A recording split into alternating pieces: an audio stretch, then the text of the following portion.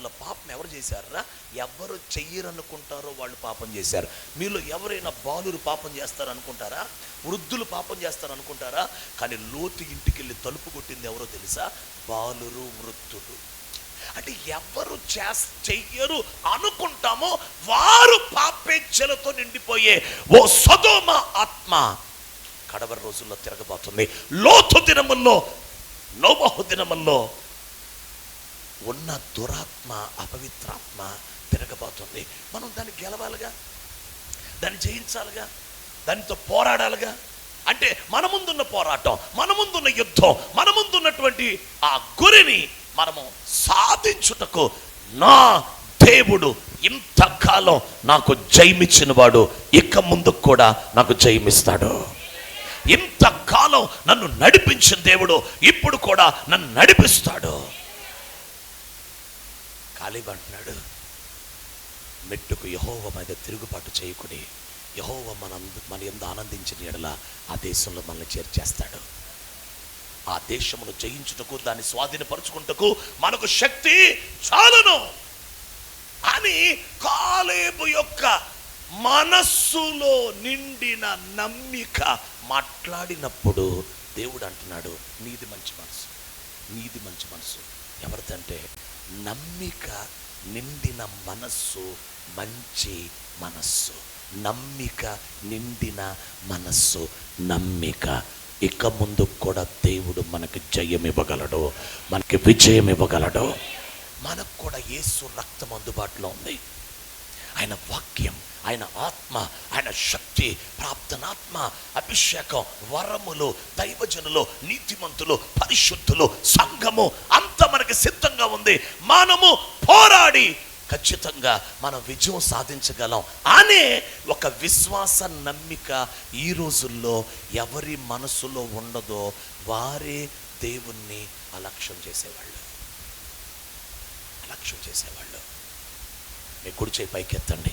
యేసుక్రీస్తు నామములో మీ మనస్సులో దేవుని ఎడల నమ్మిక స్థిరపడునుగాక. ముందున్న పోరాటాలను జయించుటకు విశ్వాసముతో నింపబడుదుముగాక. చప్పట్లు కొట్టి దేవుని మహిమ చెల్లించాలి. హల్లెలూయా. పేతురు రాసిన మొదటి పత్రిక 1వ అధ్యాయము, పేతురు రాసిన మొదటి పత్రిక 1వ అధ్యాయము 1వ అధ్యాయము 5వ వచనం చదవాలి. పేతురు రాసిన మొదటి పత్రిక 1:5 ఒకరు చదవండి రా. కడవరి కాలమందు బయలుపరచబడుటకు సిద్ధముగా ఉన్న రక్షణ మీకు కలుగునట్లు విశ్వాసము ద్వారా దేవుని శక్తి చేత కాపాడబడు మీ నిమిత్తం మీ కొరకు ఆ స్వాస్థ్యం పరలోకమందు భద్రపరచబడి ఉన్నది. హల్లెలూయా.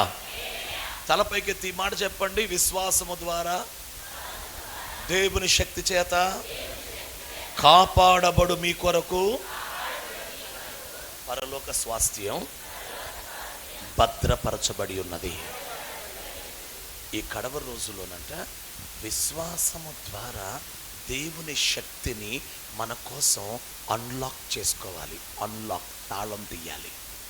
మన విశ్వాసం స్వస్థతని మాత్రమే తాళం తీసేదైతే అది ఏబిసిడీల భక్తి, పిల్లకాయ భక్తి, అది పసిపిల్లల భక్తి. అది నీ విశ్వాసం స్వస్థత మాత్రమే నీకు తీసుకొని వస్తే నువ్వు ఎల్కేజీ చదువుతున్నావు అని అర్థం. యేసు ప్రభులో నీ విశ్వాసం దేవుని శక్తిని అన్లాక్ చేసి పొందుకోవాలి. దేవుని శక్తిని, ఆ శక్తి నిన్ను కాపాడాలి.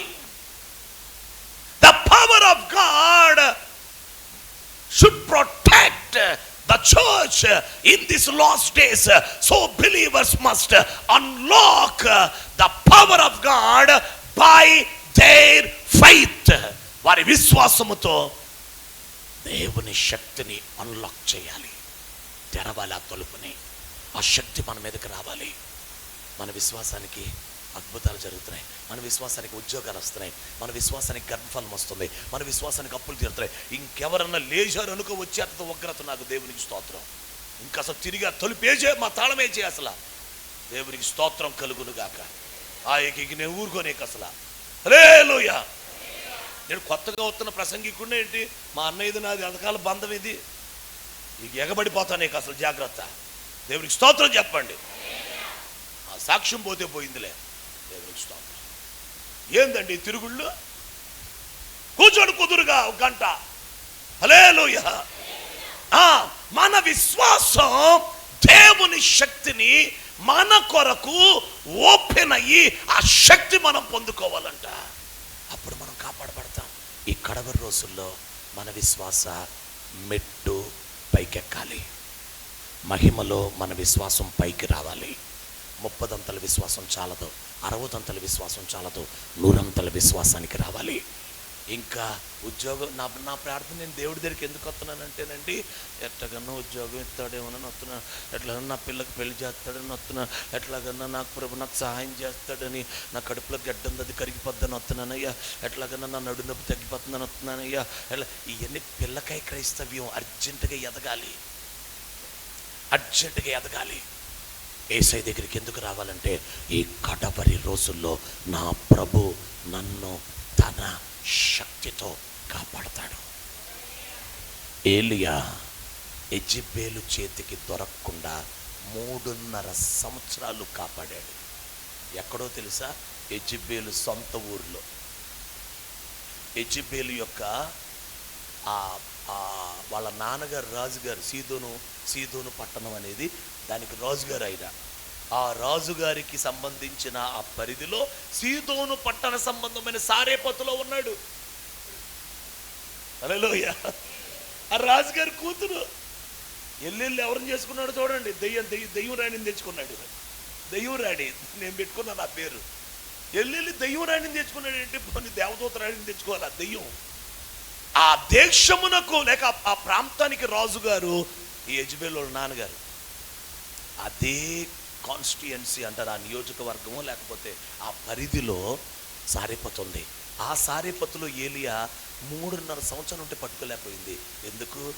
కాపాడుతున్నవాడు సర్వశక్తి కలిగిన దేవుడైన ఆయన చెయ్యొడ్డు. ఈ కడవరి కాలంలో లోతు దినముల్లో తిరిగిన దురాత్మ నుంచి నీ పిల్లల్ని కాపాడుకోగలవా? నీ వృద్ధుల్ని కాపాడుకోగలవా? పెద్దల్ని కాపాడుకోగలవా? నిన్ను నువ్వు కాపాడుకోగలవా? సొదొమ ఆత్మ మీ మీద పని చేయకుండా, నోవహు దినాల్లో పనిచేసిన ఆత్మ మీ మీద పని చేయకుండా, బలాత్కారపు ఆత్మ మీ మీద పని చేయకుండా, గుర్తుపెట్టుకోండి, కడవ రోజుల్లో 2 ఎక్కువ అవుతాయి. 1 అపవిత్రత, 2 బలాత్కారం. రాసి పెట్టుకోండి. వెళ్ళే కొద్ది ప్రపంచం బలాత్కారం ఒకవైపు, మరోవైపు అపవిత్రత. మొన్న విజయవాడ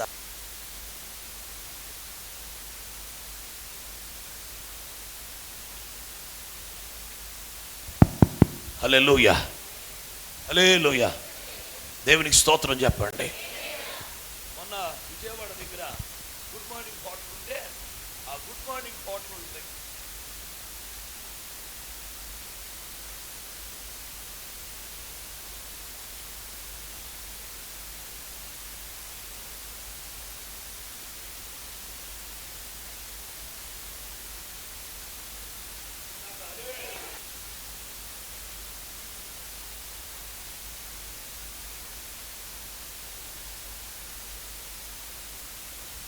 ప్రైజ్ ది లార్డ్. హల్లెలూయా.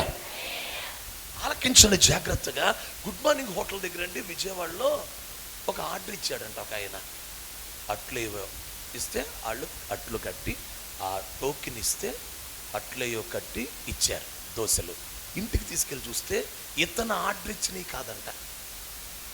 నేను ఉప్మా పెసరట్టో ఏదో చెప్పాను, నాకు నార్మల్ అట్లు ఇచ్చారు, ఎందుకు ఇలా చేశారు అని చెప్పి గబగబా వచ్చేసాడు. ఆ పొట్లాలు ఇప్పుని కొంచెం జాగ్రత్తగా కట్టేసి తీసుకొని వచ్చి, చూడండి నేను తీసుకున్నది ఏంటి, నేను డబ్బులు ఇచ్చింది ఏంటంటే, ఈ కౌంటర్ ఆయన అన్నాడంట, నిజమే కదా ఈయన ఉప్మా పెసరట్టు ఆయన చెప్పింది, నార్మల్ అట్లు ఎందుకు వేశారు అన్నారంట. అప్పుడు ఆ అట్లు కట్టిన ఆయన ఉల్లిపాయలకు వస్తున్నాడంట, కత్తి పట్టుకొని ఉల్లిపాయలకు వస్తున్నాడంట.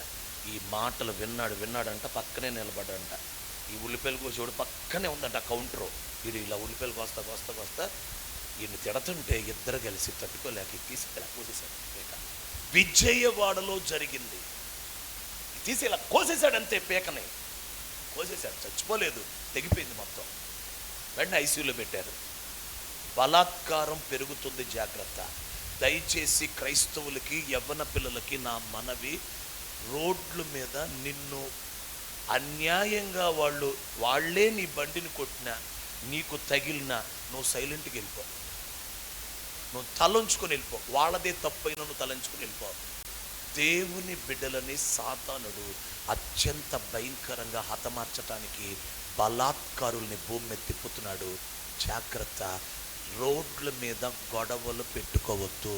ఇది దేవుని సేవకునిగా నా మనవి. అసలు ఎవడిని ఏమనొద్దు. ఆడిదే తప్పై నీ గీత పడినా, నీ చెయ్యి తెగినా, నీ బండికి గీతలు పడినా సైలెంట్గా వెళ్ళిపోవటం మంచిది. పరిస్థితులు బాగలేదు, రోజులు బాగలేదు, బలాత్కారం పెరిగిపోతుంది, అపవిత్రత పెరిగిపోతుంది, బలాత్కారం అధికమైపోతుంది. ఇలాంటి భీకరమైనటువంటి భయంకర దినాల్లో నువ్వు కాపాడుకోవాలి అంటే విశ్వాసము ద్వారా దేవుని శక్తి చేత కాపాడబడాలి. హల్లెలూయా, హల్లెలూయా. అంటే నీ విశ్వాసం దేవుని శక్తిని నీ కొరకు అనుగ్రహించబడి అది నిన్ను కాపాడే అంతగా నీవు విశ్వాసపు మెట్టులో పైకెక్కాలి, విశ్వాసపు అనుభవంలో పైకెక్కాలి. ఆ నమ్మిక కుదరకపోతే, ఆ నమ్మిక మన మనసులో కుదరకపోతే దానినే దేవుడు ఏమంటున్నాడంటే నన్ను అలక్ష్యం చేయటం, నన్ను అలక్ష్యం చేయటం. అంటే ఆయన శక్తిని నమ్మట్లా, ఆయన ప్రేమను నమ్మట్లా, ఆయన నమ్మకత్వాన్ని నమ్మట్లా, ఆయన వాగ్దానాన్ని, ఆయన ప్రమాణాన్ని, ఆయన అద్భుతమైన కార్యాలని నమ్మకపోవటమే. అందుకే ఉదయం చెప్పాను, నిన్నటి వరకు జరిగిన అద్భుతాలు రేపు జరగబోయే అద్భుతాలకి నీలో నమ్మిక పుట్టించటానికే గతకాలపు అద్భుతాలు. గతంలో నీకు అద్భుతాలు చేసింది ఎందుకో తెలుసా? రాబోయే కాలంలో జరగబోయే అద్భుతాలకి నీలో నమ్మిక కలుగు చేస్తున్నాడు దేవుడు. స్తోత్రం చెప్పండి. హల్లెలూయా, హల్లెలూయా. రెండో మాట చెప్పుకున్నాం, అదేమిటంటే సంఖ్యాకాండం 14:26 మరియు యెహోవా మోషేకు అహరోనులకు ఇలాగూ సెలవిచ్చెను, నాకు విరోధముగా సనుగుచుండు ఈ చెడ్డ సమాజమును నేను ఎంతకాలము సహింపవలెను. చాలు. విరోధముగా సనుగుచుండు అనండి అందరూ. నా వైపు చూడండి, ఒక్క మాటలో చెప్తాను. విశ్వాసముతో మాట్లాడారు కాలేబు యెహోషువలు. కానీ ఇప్పుడు ప్రజలు ఎలా మాట్లాడుతున్నారంటే అవిశ్వాసములో నుండి మాట్లాడుతున్నారు. అంటే విశ్వాసములోంచి మాట్లాడితే దేవుని లక్ష్య పెట్టినట్టు, దేవుని లక్ష్యం ఉంచినట్లు. అవిశ్వాసం మాట్లాడటం ఏంటో తెలుసా? అవిశ్వాసము మాట్లాడుట అది దేవునికి విరోధంగా మాట్లాడుట. అవిశ్వాసం ఎప్పుడు దేవునికి విరోధంగానే పనిచేస్తుంది. ఆ అవిశ్వాసములో నుంచి మనం మాట్లాడే ప్రతి మాట అది సనుగుడు, గొనుగుడుగా, అది దేవుని చెవులో చెడ్డదిగా వినబడుతుంది. వారు సనుగుతూ గొనుగుతూ రాత్రంతా ఏడ్చారు. అది దేవుడు భరించలేకపోయాడు. అసలు వాడిని ఇక వద్దు అనుకున్నాడు దేవుడు. ఆయన విసిగిపోయాడంట వారి వల్ల. హల్లెలూయా. రెండవది అవిశ్వాసముతో మనం మాట్లాడితే దేవుణ్ణి అలక్ష్యము చేసినట్లే. మన మనసులో దేవుణ్ణి నమ్మకపోతే మనం అలక్ష్యం చేసినట్లే. మన అవిశ్వాసముతో మనం మాట్లాడితే దేవుణ్ణి అలక్ష్యం చేసినట్లే. హల్లెలూయా, హల్లెలూయా. మూడో మాటను చూడండి, 14:22 చూడాలి.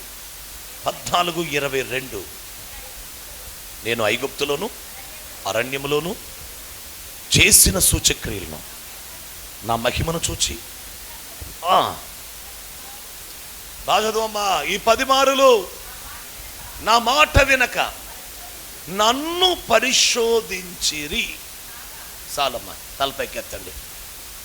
దేవునిని పరిశోధించుట అనండి ఒకసారి. దేవునిని అలక్ష్యము చేయుట. మీరు చెప్పండి, దేవుణ్ణి మనం పరిశోధించాలా, దేవుడు మనల్ని పరిశోధించాలా? మరి అరణ్యంలో ఉన్నారు ఉల్టా చేశారేంటి? ఆపోజిట్. దేవునినే పరిశోధించారంట.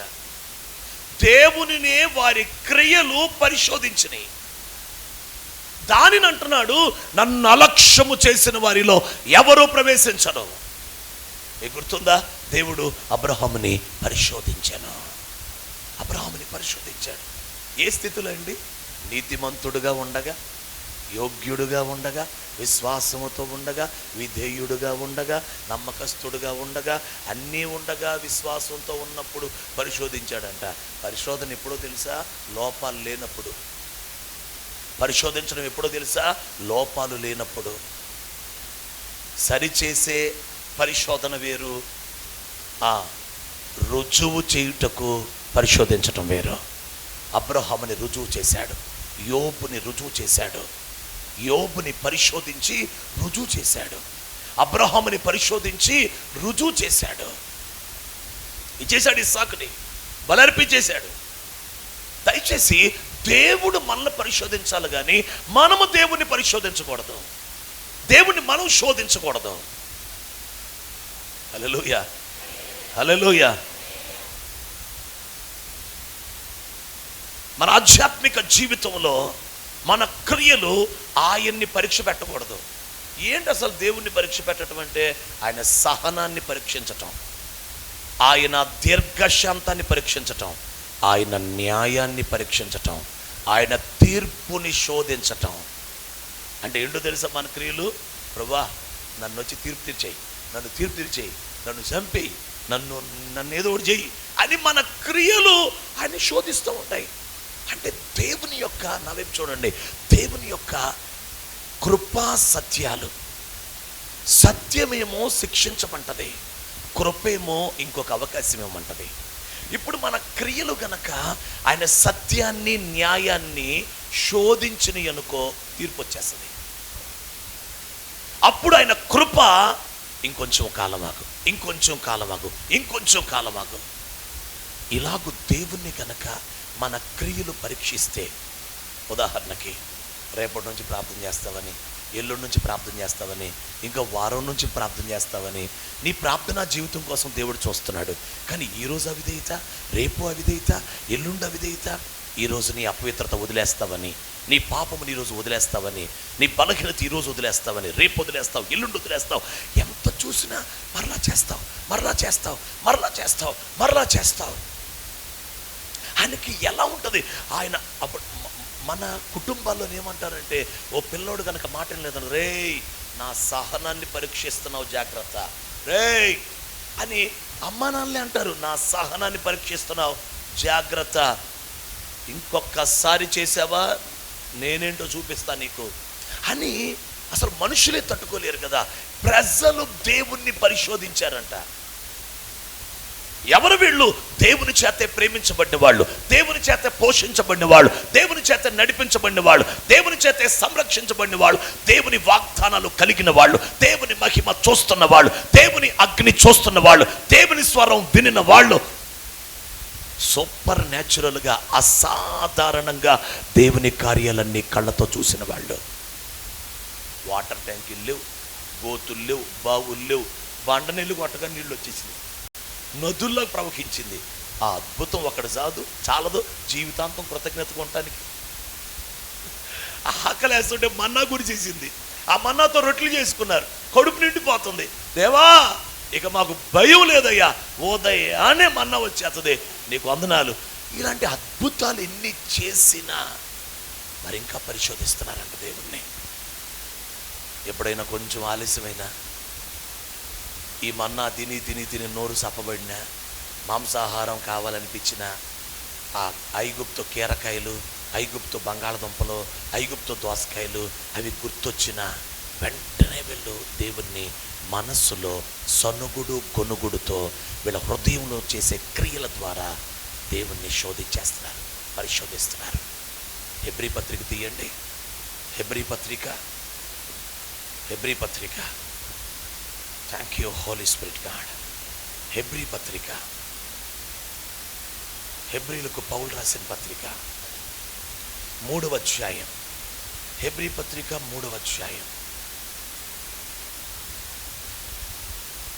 8వ వచనం నుంచి,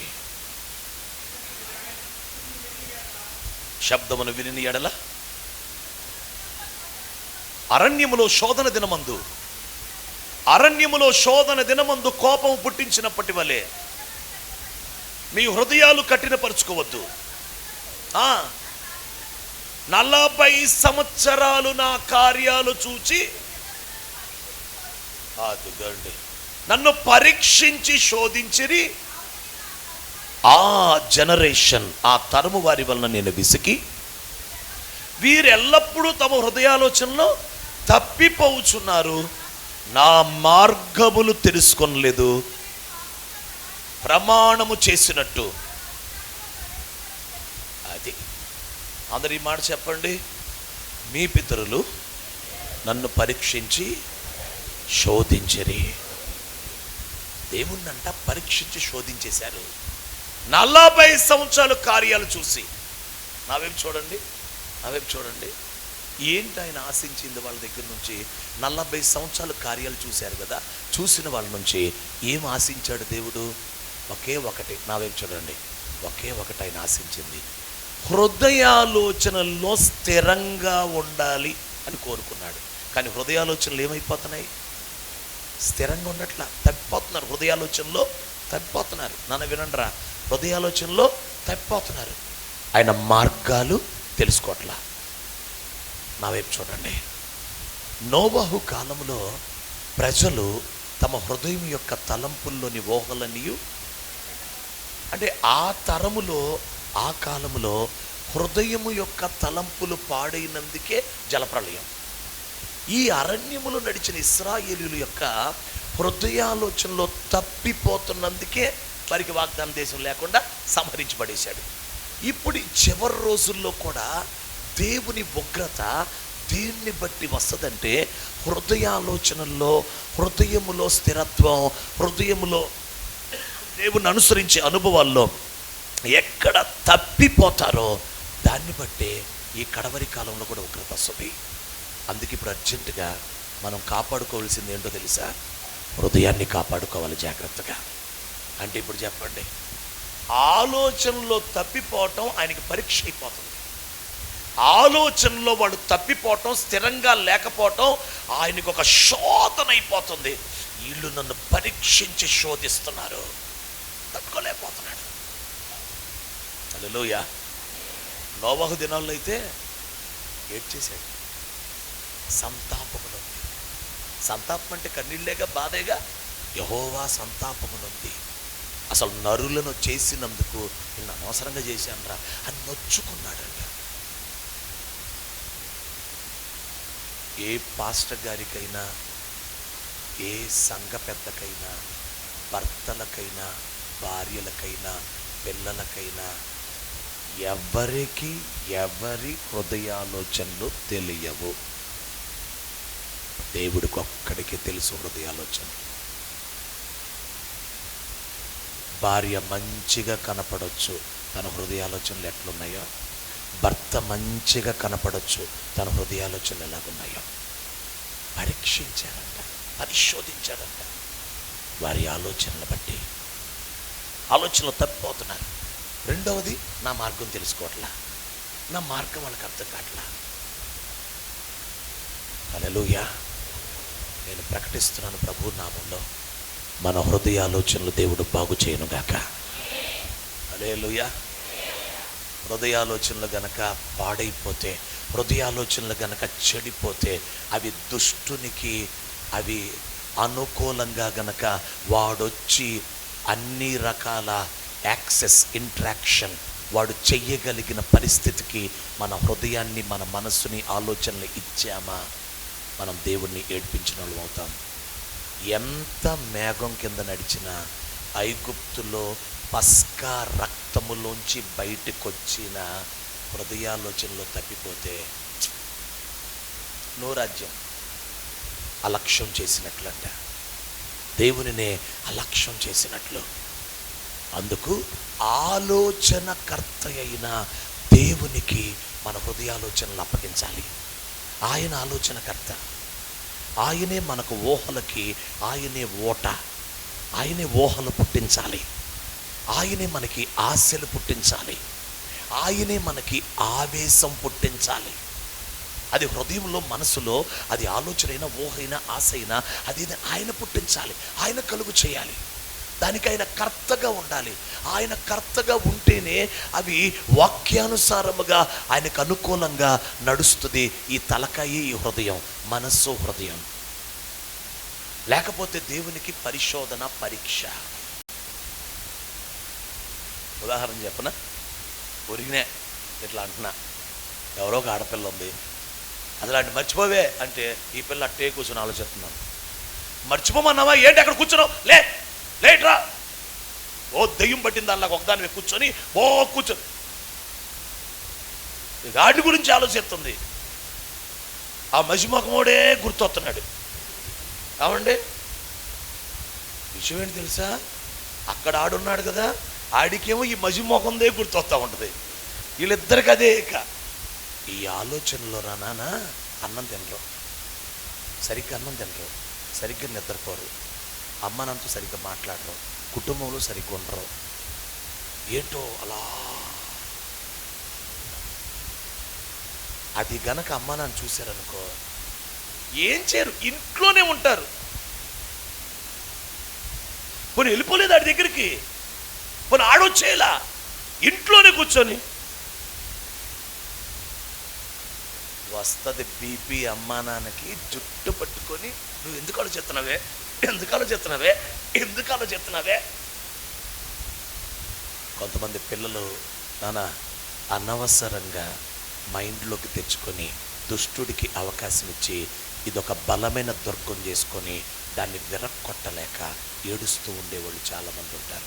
అమ్మ నాన్నకి చెప్పుకోలేరు, ఎవరికి చెప్పుకోలేరు, వేదన పడతా ఉంటారు. యవనస్తులు, మగపిల్లలు, ఆడపిల్లలు. నేను ఈ రాత్రి ప్రకటిస్తున్నాను యేసుక్రీస్తు నామములో, నీవు గనక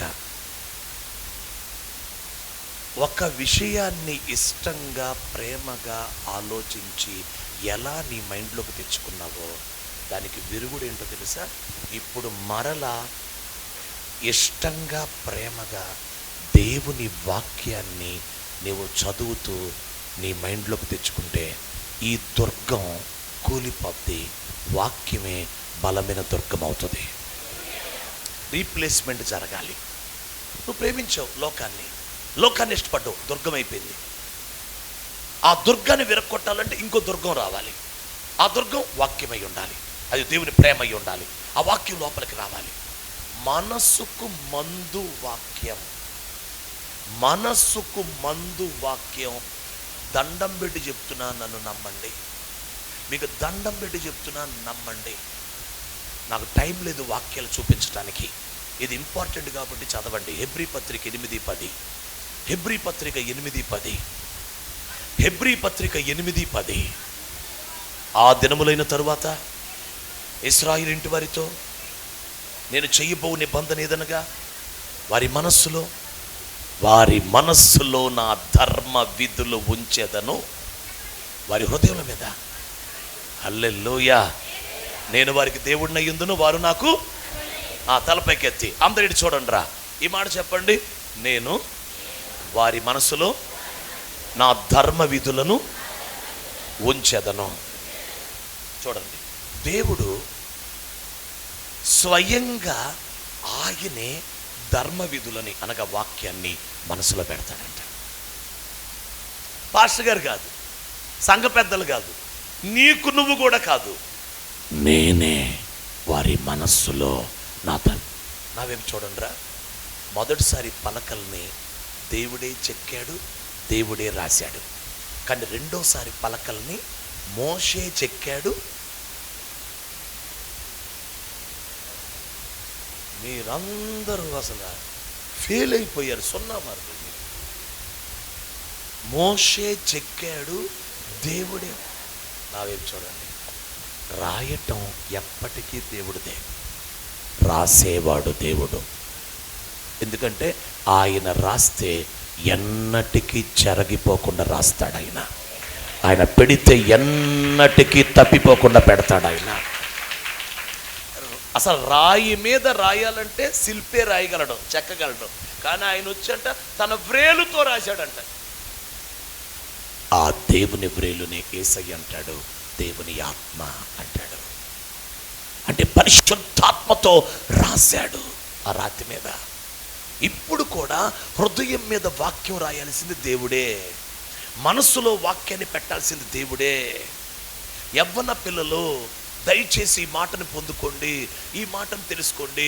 మీ సమస్యకు పరిష్కారం, మీ దిగులుకు పరిష్కారం, మీ విడుదల కావాలంటే, మీరు నెమ్మది పొందాలంటే, మీరు పరిశుద్ధపరచబడాలంటే, మీరు ఫ్రీ అవ్వాలి అంటే, మీ పోరాటములో ఈ సఫరింగ్లో మీరు దేవుని సంతోష పెట్టాలంటే, మందిరానికి వచ్చినప్పుడేమో వాక్యం వింటుంటే దేవుని సంతోష పెట్టాలని, ఇంటికి వెళ్తే కాలేజీకి వెళ్తేనేమో సాతాను వైపు తిరిగిపోతాం, లోకం వైపు తిరిగిపోతాం. ఇక్కడికి వస్తేనేమో దేవుడు ఏదన్నా మాట్లాడుతూ ఉంటే గుండెల్లో గుచ్చుకున్నట్టు, బాధకున్నట్టు, అమ్మా ఏం వాక్యం అంటాం. అలా ఉంటుంది.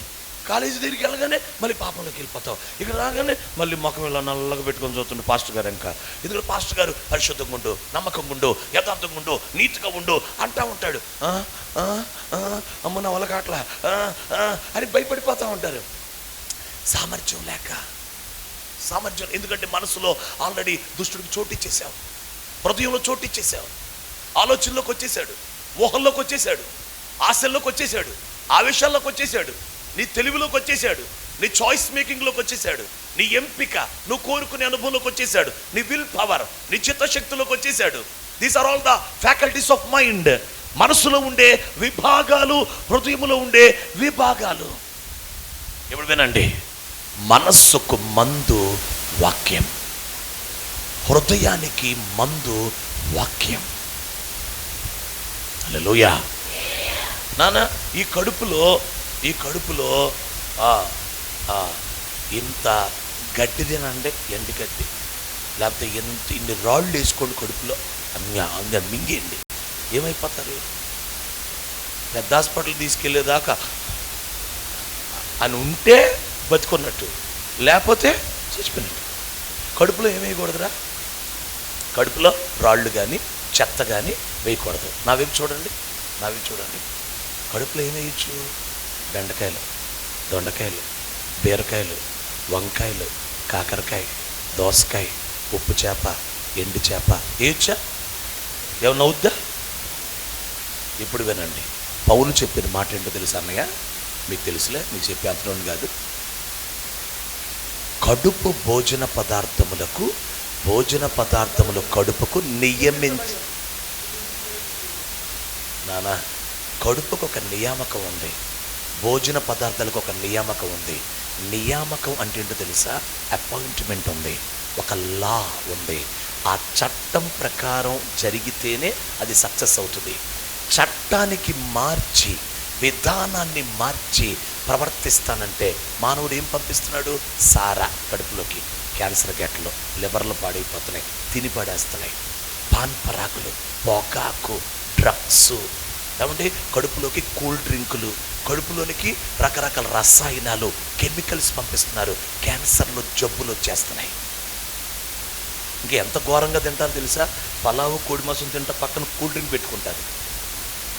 ఎంత ప్రమాదం అంటే అంత ప్రమాదం. కానీ రుచి కోసం, అదిగో సేవకుడు అన్నాడు, అరుచి ఆరోగ్యం అంట, రుచి ఎప్పుడు రోగమేనంట. అరుచి అంటే రుచి లేనిది, అరుచి ఆరోగ్యం, రుచి రోగం. నీకు ఏది రుచిగా ఉండదు అది రోగమే. అరుచి ఆరోగ్యం. ఉప్పు తక్కువ తినండి, ఆరోగ్యం. ఉప్పు లేకుండా రుచి వస్తుందా? కానీ అరుచి ఆరోగ్యం. బీపీ నార్మల్గా ఉంటుంది కరెక్ట్గా, కొంచెం ఉప్పు వేసుకుంటే. ఇప్పుడు వినండిరా, కడుపు భోజన పదార్థాల కడుపుకి నియమించబడ్డాయి. వెరీ గుడ్, థ్యాంక్ యూ అయ్యా. అందరి చూడండి, మరి మనస్సు దేనికి నియమించబడింది? వాక్యం దేని కొరకు? మనసు కోసం. హల్లెలూయా. నా వైపు చూడండి, కడుపులో ఇంకేం వేయకూడదో, ఏది వేసినా ఇన్ఫెక్షన్ అవుతుందో, మనస్సులో వాక్యం ఒక్కటే సెట్ అవ్వగలుగుతుంది. నువ్వు ప్రభాసం తెచ్చినా, ఆ మజ్మాకుని తెచ్చినా, ఇంకో పనికిమాలిన దాన్ని తెచ్చినా, ఇంకెవరిని తెచ్చినా, సినిమాలు తెచ్చినా, సెల్ ఫోన్ తెచ్చినా, మొబైల్ తెచ్చినా, వెండి బంగారం తెచ్చినా, ఏమంటే పేరంలోలి తెచ్చినా, లేకపోతే ఇంకోటి తెచ్చినా, నీకు తలనొప్పి పెరిగిపోయి గోడకి తలేసి కొట్టుకోవాలనిపిస్తుంది. అప్పుడప్పుడు అంటుంది ఒక ఆమె, ఏమనంటే గోడకి తలేసి కొట్టు చచ్చిపోతాను. అంత బాధ నీకు ఎందుకు వచ్చింది? నీ మనసులోకి పెట్టకూడదు పెట్టావు. కొంతమందికి మైగ్రేన్, కొంతమందికి తలనొప్పులు, కొంతమందికి వేదన. ఎందుకు ఇదంతా జరుగుతుంది? నీ మనసులో నువ్వు ఏం పెట్టకూడదు అది పెట్టావు. హల్లెలూయా.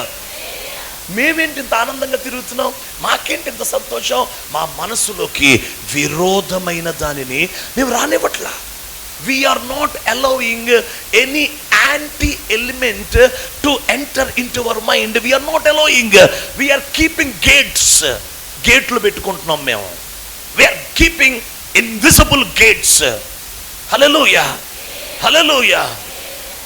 ఒక డబ్బు మా ముందుకు వచ్చిన గేటు పెడతాం, రానేమో లోపలికి. ఓ లోకం మా ముందుకు వచ్చిన గేటు పెట్టేస్తాం. ఒక పేరు ప్రఖ్యాతులు మా ముందుకు వచ్చిన గేటు పెట్టేస్తాం. అన్నగారు ప్రేమతో ఉదయం ఏమన్నారు? దేశ విదేశాల్లో వాడబడుతున్న మన దైవజనులు పీటర్ గారు అన్నారు, అసలు ఒక్కసారి కూడా వెళ్ళా నేను విదేశం, ఒక్కసారి కూడా వెళ్ళా. నేను వెళ్ళింది ఇండియాలో ఢిల్లీకి వెళ్ళాను, జార్ఖండ్ వెళ్ళాను, వెస్ట్ బెంగాల్ వెళ్ళాను. అంటే ఏంటి? దేశమే, విదేశాలు ఆడెళ్ళా నేను. అప్పుడు అన్నయ్యతో ఏమన్నాను? అన్నయ్య ప్రేమ నా మీద బాగా ఎక్కువైపోయి దేశ విదేశాలు అంటే నేనేం చేశా? గేట్ పెట్టా. I didn't accepted that honour. ఆ ఘనత నేను అంగీకరించాల, గేట్ పెట్టా. నా మైండ్ బాగుంది, నా మైండ్ బాగుంది. నేను దాన్ని అంగీకరిస్తే, నేను తప్పుని అంగీకరించినప్పుడు జీవపు డంబం నన్ను ఇబ్బంది పెడుతుంది. డంబం నన్ను ఇబ్బంది పెడుతుంది లోపల, అది ఫిక్స్ అవుతుంది లోపల. Don't accept every word from people. మనుషుల దగ్గర నుంచి ప్రతి మాటని యాక్సెప్ట్ చేయొద్దు. అది కాదు అంటే మీరు తప్పు చెప్పారు, అలా కాదు సార్, మీరు కరెక్ట్ చెప్పండి, నేను ఇదే చేశా అంతే చెప్పండి, ఎక్కువ చేశానని చెప్పమాకండి. నేను చేసింది ఇంతే, నేను ఇచ్చింది 10 రూపాయలు 100 రూపాయలు అనొద్దు. ఈయన ఎంతమందికి సాయం చేస్తాడో, నేను ఎవరికి చేయలే, ఒకరికే చేశా చెప్పాలి, చెప్పాలి. ఈయన ఎంతమందికి ప్రేమో లేదు, నేను ఒక్కరికేనండి, అది నేనేం చే అని యాక్సెప్ట్. గేట్లు పెట్టండి, గేట్లు పెట్టండి. యాక్సెప్ట్ చెయ్యొద్దు. నిన్ను ఆకర్షించేది ఏది నీకు కనబడినా నువ్వు లోపలికి రానివ్వద్దు. నిన్ను ఇబ్బంది పెట్టేది ఏది నీకు కనపడినా నువ్వు లోపలికి రానివ్వద్దు. యాక్సెప్ట్ చెయ్యొద్దు అసలు. క్రైస్తవునికి డిసిప్లైన్ ఉండాలి. ప్రతి క్రైస్తవునికి క్రమశిక్షణ ఉండాలి, డిసిప్లైన్ ఉండాలి. ఆ క్రమశిక్షణ కాపాడుకోవాలి. చూసిందల్లా, వినిందల్లా, ముందుకొచ్చిందల్లా, మాట్లాడుతుందల్లా నీలోనికి రానివ్వు బాబు చెత్తని. మాకేంటి సార్, ఈరోజు నేను ఇప్పుడు వెళ్తాను ప్రభు సన్నిధిలో, రేపు తెల్లవారుజామున లేసి ప్రార్థన చేసుకుంటాను, ఆదివారం రేపు 7 గంటలకి నిలబడతాను, వాక్యం చెప్తాను, గంటలో విజయవాడ నుంచి జగ్గేపేట వెళ్తాను, వాక్యం చెప్తాను, మళ్ళీ రిటర్న్ అవుతాను విజయవాడ, మళ్ళీ నేను కారు ట్రైన్ ఎక్కి దుద్దుకూరు వచ్చేస్తాను, దుద్దుకూరులో రేపు రాత్రి వాక్యం చెప్తాను, ఎల్లుండి పగలు సాయంత్రం వాక్యం చెప్తాను, మంగళవారం పగలు వాక్యం చెప్తాను, మళ్ళా విజయవాడ వెళ్ళిపోతాను, మళ్ళీ 1-2 విజయవాడలో పగలు కోడికలు, 1వ తారీఖు సాయంత్రం సగ్గూరు నూజివీడు దగ్గర, 2వ తారీఖు సాయంకాలం బాపట్ల గుంటూరులో 2 చోట్ల వాక్యం చెప్పాలి. 6 to 7, 8 to 10 వాక్యం చెప్పాలి. మళ్ళీ 3వ తారీఖు వేగేశ్వరం వచ్చేస్తాను, వేగేశ్వరం వస్తున్నాను డానియల్ దగ్గరికి, వేగేశ్వరం వస్తున్నాను 3వ తారీఖు. 4వ తారీఖు కంట్రిక దిగవలి వెళ్తున్నాను, కంట్రిక దిగవలి అక్కడికి వెళ్తున్నాను. 5వ తారీఖు మళ్ళీ ఆరాధన, బలారాధన, మొదటి ఆదివారం బలారాధనలో పాల్గొంటాను. 6వ తారీఖు 7వ తారీఖు మొత్తం లిస్టు చెప్పేస్తాను. అక్టోబర్ 31 దాకా నా జీవితం, నా బతుకు, నా మైండ్ అంతా దాని మీద ఉంది. అంతేగాని రేపు ఎక్కడ గుర్తురా, రేపు ఎక్కడ అని దొరదలు గోక్కోటలు లేవు. 30 లక్షల అప్పు ఉంది వెనకాల, సొంతగా చేయలా, స్థలం కొన్నాం ఎకరం, 25 తక్కువ ఎకరం, 76 సెంట్లు కడతనం, మందిరం గోడకే 20 లక్షలు అయిపోయింది. కానీ గోడ అవలా 20 లక్షలు, 370 పొడవు, 85 వెడల్పు కడతనం, కానీ అవ్వలేదు అన్నయ్య గారు. ఉంది లక్షల వెనకాల, కానీ ఏం లేదు, బాధ లేదు. 1 కోటి రూపాయల్లో 30 లక్షల అప్పు. ఏం చేస్తాడు ప్రభువే? ఓ దిగులు పడ్డా. ప్రియులారా, మనము దేవుడి కోసం బతకాలి, మోకరించండి ప్రార్థన చేద్దాం అని వెళ్ళిపోయి, అరే నా మనసును దేవుడు, నా హృదయాన్ని దేవుడు, నా అంతరంగాన్ని దేవుడు, నా దేహాన్ని దేవుడు వాడుకోవటానికి నేను ఆయనకి ఫ్లెక్సిబుల్గా ఉన్నాను. I'm very flexible to God.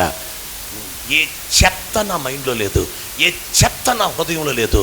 డబ్బు లేదు, మనుషులు లేరు, అమ్మ నాన్న లేరు, కుటుంబం లేదు, బంధాలు లేవు, ఆప్యాయతలు లేవు, బంగారం లేదు, పేరు ప్రఖ్యాతులు లేవు, నథింగ్, నాకేమి లేదు.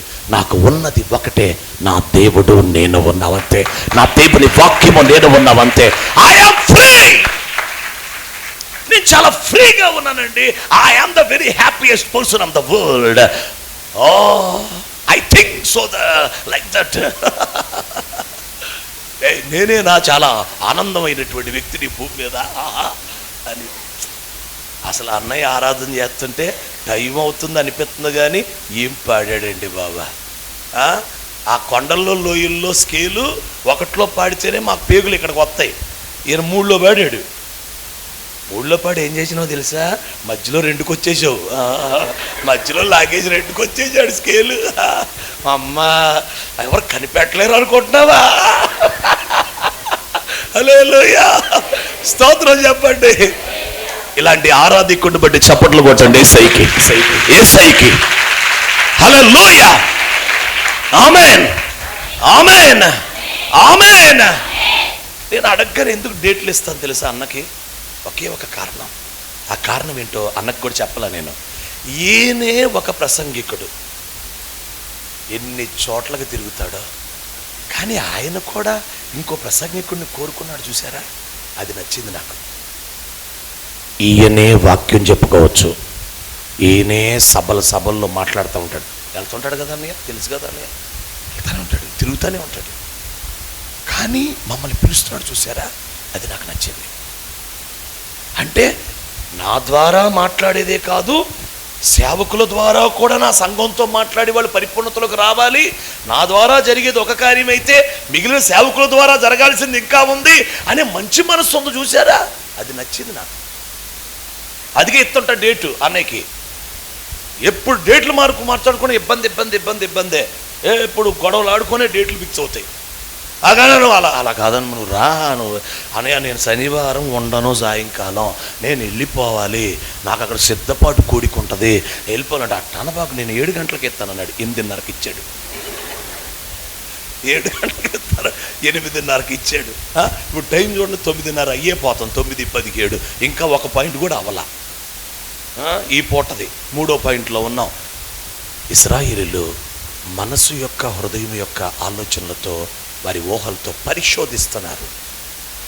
నువ్వు దేవుణ్ణి బాగా పరీక్ష పెట్టేసే దేంతో తెలుసా? నీ క్రియల కంటే నీ అంతరంగ క్రియలతో నువ్వు ఎక్కువ ఏడిపించేస్తావు దేవుణ్ణి. దుఃఖపడిపోతాడు, అంతే, వేదన పడిపోతాడు.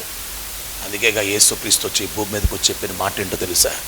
ఒక స్త్రీని ఎవడైనా మోహపు చూపుతో ఇలా చూస్తే అప్పుడే వాడు తన హృదయమందు, అదేంట్రా ఊరికినే వాడి ఇష్టముతో ఒక అందమైన అమ్మాయిని అట్లా చూస్తే వ్యభిచారం అయిపోయినట్టంట. ఇప్పుడు చెప్పండి, బయటికి జరిగేది దేవుడికి చాలా సీరియస్సా, లోపల జరిగేదా? జాగ్రత్త, కడవరి కాలములో రాబోతున్న తీర్పు బయటికి జరిగే వాటి కంటే లోపల. అందుకే రేపు కడవరి కాలంలో, రేపు తీర్పులో కొంతమంది నిలబడినప్పుడు ఆశ్చర్యపోతారు. ఏమనంటే, ఈ అక్క కూడానా, ఈ అన్నయ్య కూడానా, ఈ అమ్మ కూడానా, ఈ తల్లి కూడానా, అసలు మనం అనుకోలేదురా.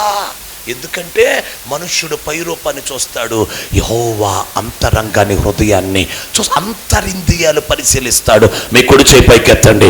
యేసుక్రీస్తు నామములో మీ అంతరంగము పరిశుద్ధమగునుగాక. చప్పట్లు కొట్టి రిసీవ్ చేసుకోండి.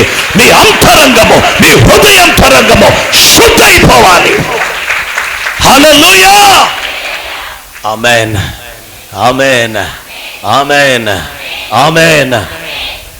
కుదురుగా అక్టోబర్, నవంబర్, డిసెంబర్ 3 నెలలు ఉన్నాయి. కుదురుగా నేను చెప్పే ప్యాకేజీ వినండి, జాగ్రత్తగా పాటించండి.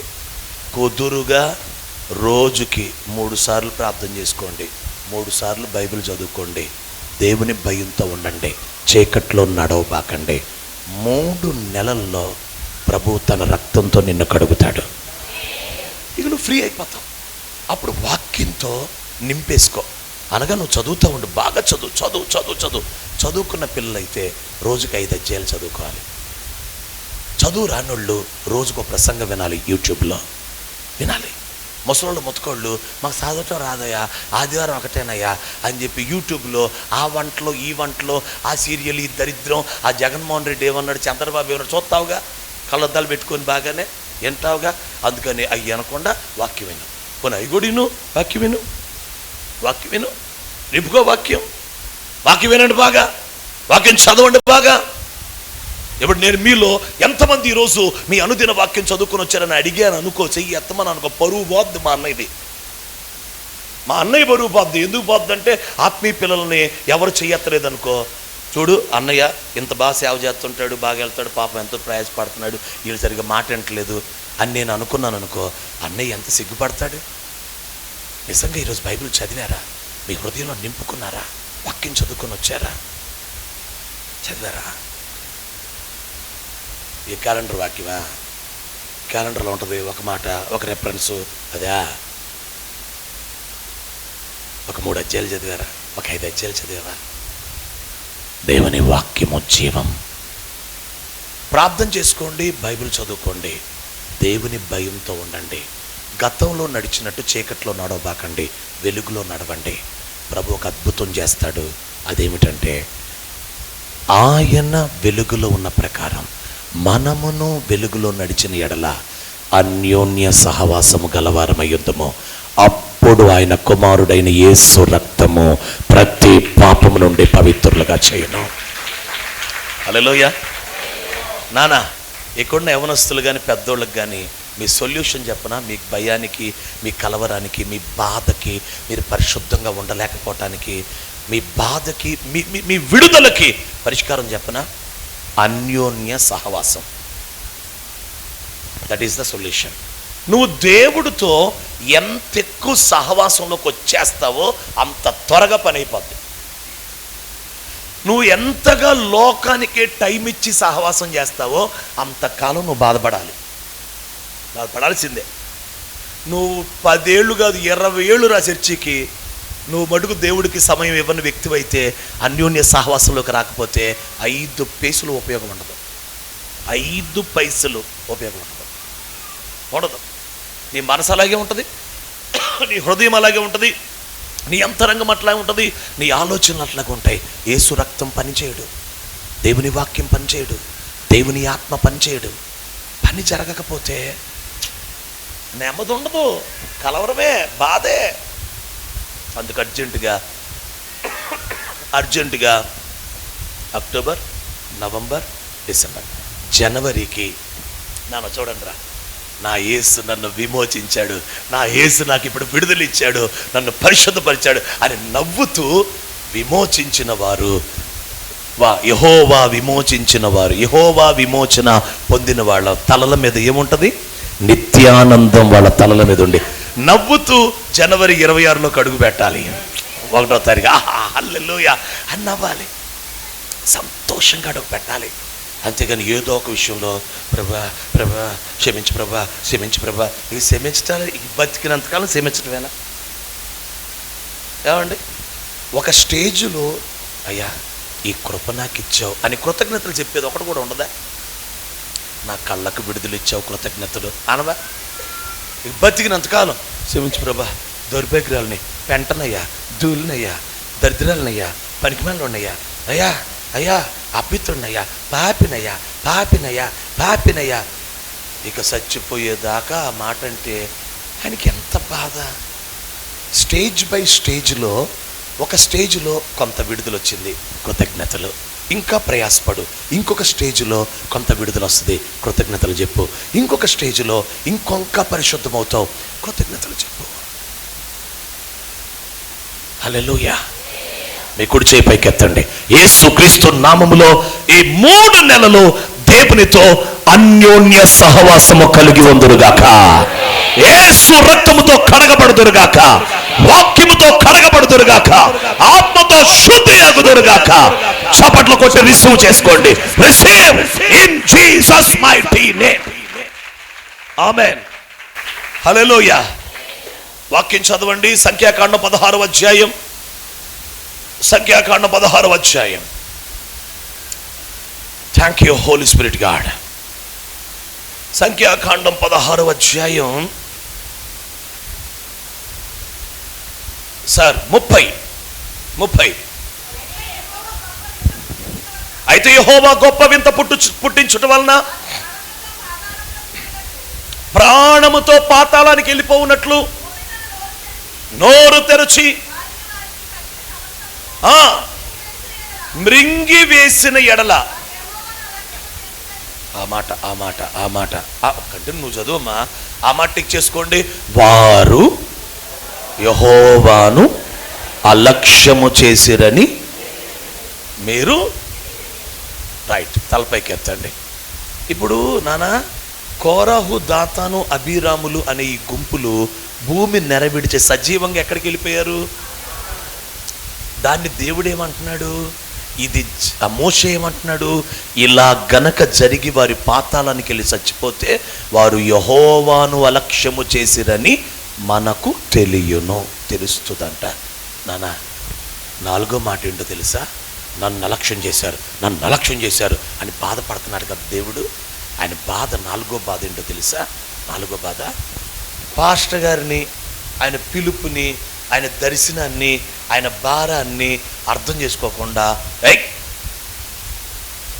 అబ్రహాం గారు అసలు మమ్మల్ని అర్థం చేసుకోవట్లా, మమ్మల్ని ప్రోత్సహించట్లా, అసలు మమ్మల్ని టాప్ అని నువ్వు ఏది పెడితే అది మాట్లాడితే అబ్రహాం గారిని కాదంట అలక్ష్యం చేసింది, యెహోవాను అలక్ష్యం చేసావంట. మోషేని మాట్లాడటం, అహరోన్ని మాట్లాడటం అలక్ష్యంగా. ఏమన్నారు తెలుసా? మీరేనా పరిశుద్ధులు, మేము పరిశుద్ధులం కాదా? మీ ద్వారానే దేవుడు మాట్లాడా, మా ద్వారా మాట్లాడలేదా? యెహోవా సమాజంలో అందరూ పరిశుద్ధులే అన్నారు. యెహోవా సమాజంలో అందరూ పరిశుద్ధులేనంట. సరే పరిశుద్ధులే, ఎవరు కాదన్నారు. కానీ యాజకత్వం, నాయకత్వం ఒకళ్ళకి అప్పగించబడింది కదా. ఆ నాయకత్వం, యాజకత్వానికి వీరు లోబడాలి కదా, సన్మానించాలి కదా. అలా సన్మానించకపోవటం వలన దేవుడు అంటున్నాడు, నన్ను అలక్ష్యం చేసిన వారిని ప్రాణంతో పాతాళానికి పంపించాడంట. చిన్న సంగతి కాదు అనుకుంటున్నారేమో. పాషగాళ్ళ మీదకి లేకటం, పాషగాళ్ళని ఇష్టం వచ్చినట్టు అనటం, దైవజనుల గురించి మాట్లాడటం, సేవకుల గురించి. ఏమండి, దొంగ సేవకులు ఉన్నారు, దొంగ బోధకులు ఉన్నారు, అబద్ధ పాస్టర్లు ఉన్నారు, అబద్ధ బోధకులు ఉన్నారు. వాళ్ళ మీద పడండి. అంతేగాని కడుపు కట్టుకొని సమర్పణ కలిగి కన్నీళ్లతో, పిలుపుతో, దర్శనముతో దేవుని పాదాల దగ్గర నమ్మకంగా సేవ చేస్తున్నోళ్ళని సరిగ్గా గుర్తుపట్టి వాళ్ళని సన్మానించండి. కానీ తిరుగుబాటు చేయబాకండి.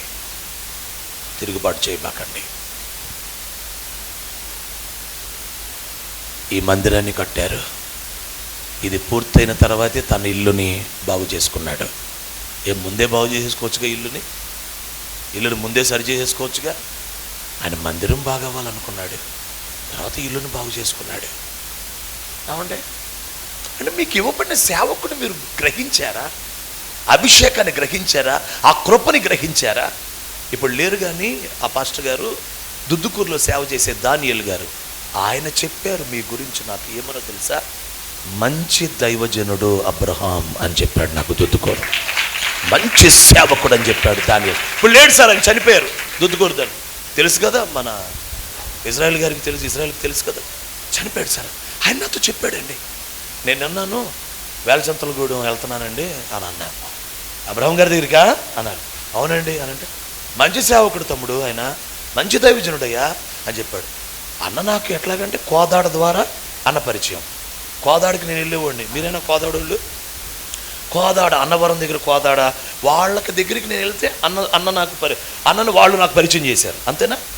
అంతే కదా లింక్. మీరే నన్ను పరిచయం చేశారా?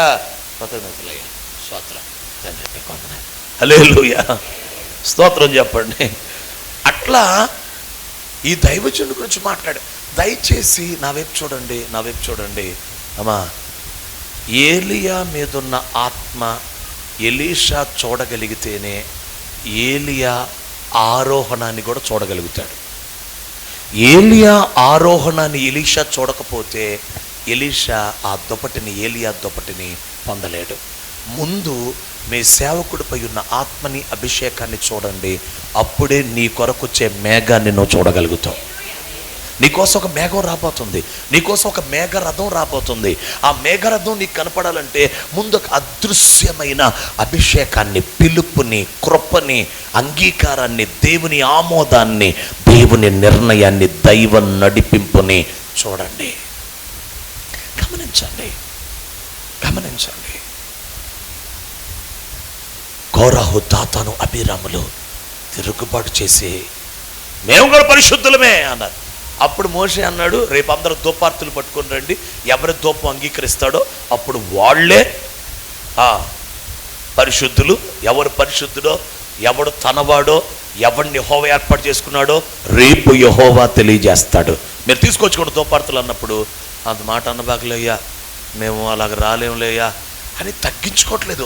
తీసుకొద్దాం, తీసుకొద్దాం. మీకు సంగతి తెలుసా, దేవుడితో కొంచెం బాగా పెనేసుకున్నా, దేవునితో కొంచెం బాగా ప్రార్థన చేసుకొని, కొంచెం భయభక్తులు ఎక్కువైపోయి, కొంచెం జాగ్రత్తగా పరిశుద్ధంగా బతుకుతున్నామంటే నేను కూడా పాస్టర్తో సమానం అనుబాకు. కొంతమంది ఉంటారు కొంచెం సంఘంలో బాగా ప్రార్థన చేసుకుంటున్నారు అనుకో, వాళ్ళని కనుక పాస్టర్ గారు ఏదో ఒక విషయం, వాళ్ళ దగ్గర పాపం లేదు, తప్పు లేదు, పవిత్రంగా ఉన్నారు, భక్తి చేస్తున్నారు, ప్రార్థన చేసుకుంటున్నారు, భయభక్తులతో ఉన్నారు, వాళ్ళని పాస్టర్ గారు ఏ విషయంలో హెచ్చరించాడు అనుకో, నన్ను అన్నీ అంతటోళ్ళ, మేము కూడా ఏమన్నా పాపం చేస్తున్నామా, నీతో సమానమే అనే ఫీలింగులు. దాని పేరు ఆత్మీయ గర్వం, ఆత్మీయ అహంకారం. ఆత్మీయ గర్వం, అహంకారం ఎవరిలో పెరుగుతుందో, ఎవరిలో ఎక్కువైపోద్దో వారే యెహోవాని అలక్ష్యం చేస్తున్నారు. చాలా సింపుల్ సార్. దైవజనుని నియామకాన్ని, పిలుపుని, ఆ అభిషేకాన్ని, ఆ పరిచర్యని నువ్వు అలక్ష్యం చేస్తే యెహోవాని అలక్ష్యం చేస్తా. మీ ఇష్టం. మరి ఒకటి, ఆయన శక్తిని, ఆయన ప్రేమని, ఆయన నమ్మకత్వాన్ని నమ్మకపోవటమే అలక్ష్యం చేయటం. రెండవది, అవిశ్వాసముతో, సనుగుడు కొనుగుడుతో విరోధంగా మాట్లాడటమే అలక్ష్యం చేయటం. మూడవది, దేవుణ్ణి మన హృదయాలోచనలతో, మనసుతో పరీక్షించి పరిశోధించటమే అలక్ష్యం చేయటం. నాలుగవది, దైవజనుని పిలుపు, దైవజనుని దర్శనం, దైవజనుని నియామకాన్ని నువ్వు అంగీకరించకపోవటమే యెహోవాను లక్ష్యం చేయటం. జాగ్రత్త. 4 మాటల్లో 5వ మాట చెప్పి ప్రార్థన చేస్తా. సమూయేలు మొదటి గ్రంథం 16వ అధ్యాయం. సమూయేలు మొదటి గ్రంథం 16వ అధ్యాయం 7వ వాక్యాన్ని చదవండి. 7వ వాక్యం. అయితే యెహోవా సమూయేలుతో ఇలాగూ సెలవిచ్చెను, ఎత్తును రూపమును లక్ష్య పెట్టకము, మనుష్యులు లక్ష్య పెట్టు వాటిని యెహోవా లక్ష్య పెట్టడు, వారిని నేను త్రోసివేసి ఉన్నాను. మనుష్యులు పై రూపమును లక్ష్య పెట్టుదురు గాని యెహోవా హృదయమును లక్ష్య పెట్టును. స్తోత్రం చెప్పండి. హల్లెలూయా, హల్లెలూయా. నా వైపు చూడండి. దేవుడు దేన్ని లక్ష్య పెడతాడు? అంతరంగం, హృదయం. అక్కడ రాసి ఉందా అంతరంగం అని? ఏమని రాసి ఉంది? పైన ఏమని రాసి ఉంది? మనుష్యులు పై రూపమును లక్ష్య పెట్టుదురు, యెహోవా హృదయమును తలపైకి ఎత్తండి. ఇటు చూడండి. హృదయము అంటే లోపల, అంతరంగం. వినండి అందరూ. దేవుడు అంతరంగాన్ని లక్ష్య పెడతాడు కదా, మనము దానిని లక్ష్య పెట్టకపోతే యెహోవాని అలక్ష్యం చేసినట్టే. ఆయన లక్ష్యం చేసేది ఏంటి? అంతరంగాన్ని. మనం కూడా దేన్ని లక్ష్యం చేయాలి అనాలి, గట్టిగా చెప్పాలి. మనము అంతరంగమును లక్ష్య పెడితే యెహోవాని లక్ష్య పెట్టినట్టే. హల్లెలూయా. దాని అర్థం చెప్తాను నేనండి. అర్జెంటుగా లోపల బాగుపడటానికి మనసు పెట్టండి. బయట బాగుపడటం తర్వాత. వెలుపట శుద్ధి ఎగునట్లు ముందు లోపట శుద్ధి చెయ్యండి. అంటే అంతరంగంలో ఏముందిరా? లిస్టు చెప్తానేనండి. మనస్సు, హృదయం, మనస్సాక్షి, ఆత్మ. ఈ 4 కలిపి అంతరంగ పురుషుడు. అంతరంగం. ఇవి కనపడవు, అదృశ్యం. కనపడేది దేహం ఒకటే, శరీరం ఒకటే. ఇది బాహ్య పురుషుడు. మనం దేని మీద మనసు పెట్టాలి అంటే హృదయం, మనస్సు, మనస్సాక్షి, ఆత్మ. చెప్పండి లిస్టు. ఆత్మ, అదే ఇదంతా కలిపితే అంతరంగం. ఇది చూడండి రా, మీరు ఎప్పుడైనా మీ జీవితంలో యేసుప్రభుని నమ్మిన తర్వాత, రక్షించబడిన తర్వాత, మందిరానికి వస్తున్న తర్వాత ఏ రోజైనా ఒక్కరోజు ఓన్లీ కేవలం మీ మనసు కోసమే గంట ప్రార్థన చేశారా? మనసు కోసమే గంట ప్రార్థన అంటే అన్నీ కలిపేస్తా, ఒక కూరగాయలన్నీ పచారీ కొట్టులోకి వెళ్ళి మొత్తం చెట్టు గారికి సీటు ఇచ్చినట్టు అటు కాదు, మనస్సు కోసమే, ఓన్లీ మనసు కోసమే, ఓన్లీ హృదయం కోసమే. ఇప్పుడు మనసు ఉందిరా, మనసులో ఆలోచనలు వస్తాయి, ఊహలు వస్తాయి, ఆశలు వస్తాయి, ఆవేశాలు వస్తాయి. మన తెలివి ఉంటుంది, మన చిత్తశక్తి ఉంటుంది, విల్ పవర్, చిత్తం ఉంటుంది. లోపల మన చాయిస్ మేకింగ్ ఉంటుంది, అనగా మన ఎంపిక, కోరుకోవటం ఉంటుంది. ఇది అని సెలెక్ట్ చేసుకోవటం ఉంటుంది, చాయిస్ మేకింగ్ ఉంటుంది. ఈ 7కి 7-10 నిమిషాలు ఇస్తే ఎంతసేపు అయినట్టు? 70 నిమిషాలు. అంటే కనీసం 1-10 నిమిషాలు మనసు కోసమే ప్రార్థన చేసుకోవచ్చు. హృదయం ఉందనుకోండి, హృదయంలో దేవుని వాక్యంతో సున్నతి చేయబడాలి. హృదయంలో ఉన్న హేయమైన లోపల నుండి వచ్చి అపవిత్రపరిచే 15 సంగతులు మార్కు సువార్తలో యేసయ్య చెప్పాడు. లోపల నుండి వచ్చి మనిషిని అపవిత్రపరుచునవి. వాటి కోసం ప్రార్థన చేసుకుంటే నానా, అలాగే హృదయంలో క్రీస్తు ప్రతిష్ఠించబడాలి, హృదయం మీద వాక్యం రాయబడాలి, హృదయంలోంచి జీవదారులు బయలుదేరాలి. ఈ రెండింటి కోసం చేసుకుంటే గంట ఏంటి, చాలా టైం పట్టిద్దిగా. మనస్సాక్షి, బాప్తిజం పొందినప్పుడు నిర్మలమైన మనస్సాక్షి వస్తుంది. యేసు రక్తంతో కడగబడితే ఎక్కువగా శుద్ధి చేయబడుతుంది మనస్సాక్షి దేవుని విషయమై. ఈ మనస్సాక్షి కోసం ప్రార్థన చేసుకోవచ్చుగా. ఆత్మ, నా ఆత్మలో దేవుని ఆత్మ వరాలు, ఆత్మ ఫలము, దేవుని కృప, దేవుని జ్ఞానం, దేవుని యొక్క కృపని, అభిషేకం, బలం ఆత్మలో నిండిపోవాలి. అంతరంగ పురుషుడు బలం పొందుకోవాలి అని గంట ప్రార్థన చేసుకోవచ్చుగా. అసలు దీన్ని లక్ష్య పెట్టకుండా బయటదే కాలు ఒకటే నొప్పి వచ్చేస్తుంది ప్రభా, నొప్పి వచ్చేస్తుంది ప్రభా, నొప్పి వచ్చేస్తుంది ప్రభా, చూడబా ప్రభా, ఏంట ప్రభా ఇక్కడ నొప్పి వస్తుంది ప్రభా, సట్రం దగ్గర నాయన తలయ్యా అస్సలా తిరిగిపోతుందయ్యా అస్సలా, అమ్మా తండ్రి అయ్యా, నా కొడుకయ్యా, నా పిల్లలయ్యా, ఉద్యోగం అయ్యా, వీటి కోసం గంటలు చేస్తున్నావు. అంటే నువ్వు దేన్ని లక్ష్య పెడుతున్నావు? బాహ్యాన్ని. నువ్వు దేన్ని లక్ష్య పెట్టట్లా? అంతరంగాన్ని. దాన్ని అప్పుడే మనము యెహోవాని అలక్ష్యం చేసినాం. ఆయన దేని మీద లక్ష్యం ఉంచుతాడో మనం దాని మీద లక్ష్యం ఉంచాలి. స్తోత్రం చెప్పండి. హల్లెలూయా. ముగిచ్చేస్తున్నాను. 38:9-38. ఇక కృపాకాలం అయిపోతుంది నాకు, ఇక గడియల దగ్గర పడిని. దేవునికి స్తోత్రం.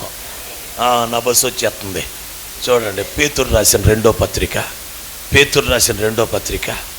హల్లెలూయా.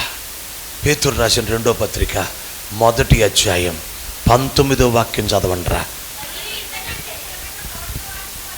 మనకున్నది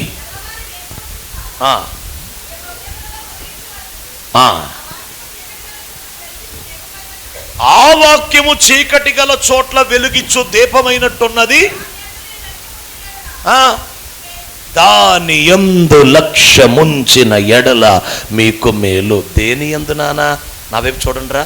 చీకటి గల చోట్లను వెలుగిచ్చు వాక్యం అనండి ఒకసారి. దాని యందు లక్ష్యం ఉంచితే మీకు మేలు. అనగా చూడండి రా, మనకి వెలుగునిచ్చే వాక్యాన్ని అలక్ష్యం చేయటమే యెహోవాని అలక్ష్యం చేయటం. మనసులో ఉన్న చీకటిని వెలిగిస్తుంది, హృదయంలో ఉన్న చీకటిని తొలగించి వెలుగునిస్తుంది. చీకటి గల చోట్లెల్లా పాస్టర్ గారు, మా ఇంట్లో చీకటి తిరుగుతుంది, ప్రార్థన చేయవా? మీ ఇంట్లో కాదు, నీలో తిరుగుతుంది చీకటి. నువ్వు ముందు ఆ చీకటిలో వెలుగు తెచ్చుకో ఫస్ట్. మా ఇంట్లో చీకటి తిరుగుతుందయ్యా, నిద్రపోయినప్పుడు మీద పడుతుందయ్యా, కొంచెం ప్రార్థన చేయమంటే హల్లెలూయా. అసలు మన మనసులో వెలుగిచ్చే చీకటి వెలుగిచ్చే వాక్యం, హృదయంలో వెలుగిచ్చే వాక్యం. నువ్వు ఆ వాక్యాన్ని అలక్ష్యం చేస్తే యెహోవాను అలక్ష్యం చేసినట్టే. 6 సంగతులు చెప్పాను. 6 సంగతులు. దేవుని ఎడల ఆయన శక్తి, ఆయన ప్రేమ, ఆయన నమ్మకత్వం మీద నీకు నమ్మిక, విశ్వాసం ఉండకపోతే యెహోవాను అలక్ష్యం చేసినట్టు. నీ అవిశ్వాసంతో మాట్లాడినా ఏమి చేసినా అది దేవునికి విరోధమైన కార్యం. అది యెహోవాను అలక్ష్యం చేసినట్టు. దేవునిని నీ హృదయంతో, మనస్సుతో, ఆలోచనల ఊహల్లో నీవు పరిశోధించి పరీక్షిస్తే అది యెహోవాను అలక్ష్యం చేయటం. 4వది, ఆ దేవుడు లక్ష్య పెట్టి ఆ దేవుని సేవకుని పిలుపుని, ఆ ఏర్పాటుని నువ్వు అలక్ష్యం చేయటమే యెహోవాను అలక్ష్యం చేయటం. 5వది, ఆ అంతరంగం మీద నువ్వు లక్ష్యం ఉంచి సంపూర్ణతలోకి, పరిపూర్ణతలోకి వచ్చే ప్రార్థనలు చేసుకోకపోతే నువ్వు యెహోవాను లక్ష్య పెట్టినట్టు. చీకటి గల చోట్ల వెలుగునిచ్చు వాక్యాన్ని నువ్వు అలక్ష్యం చేస్తే యెహోవాని అలక్ష్యం చేసినట్లు. ఆయన అంటున్నాడు, నన్ను అలక్ష్యం చేసిన వారిలో ఎవ్వరూ ప్రవేశించరు. చూడరు అసలు. కానీ నా సేవకుడైన కాలేబు చూస్తాడు. అంటే కాలేబు ఎవరు? దేవుని లక్ష్య పెడుతున్నాడు, నమ్మిక కలిగిన వాడు. విరోధంగా సనుగుడు, గొనుగుడు కాలేబు దగ్గర లేదు. సేవకుని పిలుపు, దర్శనాన్ని అంగీకరించి సేవకుని సన్మానించేవాడు కాలేబు. అతని హృదయాలోచనలు, మనసు యొక్క ఆలోచన యెహోవాని పరిశోధించి ఆయన శోధించట్లేదు. కాలేబు యొక్క అంతరంగం మీద మనసు పెట్టినవాడు, కాలేబు వాక్యాన్ని లక్ష్య పెట్టినవాడు. అందుకే కాలేబుని తీసుకెళ్తానన్నాడు. క్రైస్తవ సంగమా, ఈ కూటాల్లో మిగిలిన 2 రోజులు మీరు చేసుకోవాల్సిన ప్రార్థన ఏంటో తెలుసా? అయ్యా, ఈ కూడికల తర్వాత నుంచి నిన్నెన్నడూ మేము అలక్ష్యం చేయకూడదు. మమ్మల్ని బాగు చేయయ్యా. నిన్ను లక్ష్య పెట్టు సంఘముగా, నీ యందు లక్ష్యముంచే సంఘముగా, నీకు ప్రాముఖ్యత ఇచ్చే సంఘముగా, నీ ఎడల శ్రద్ధ కలిగిన సంఘముగా, విశ్వాసులుగా మమ్మల్ని దీవించు అని ప్రార్థన చేసుకోవాలి. దేవుడి మాటలు మన హృదయంలో దీవించనుగాక. మోకరించండి, మోకరించండి, శ్రద్ధగా మోకరించండి. ఆయన మాటల మీద లక్ష్యం ఉంచండి. ఇప్పుడు మీకు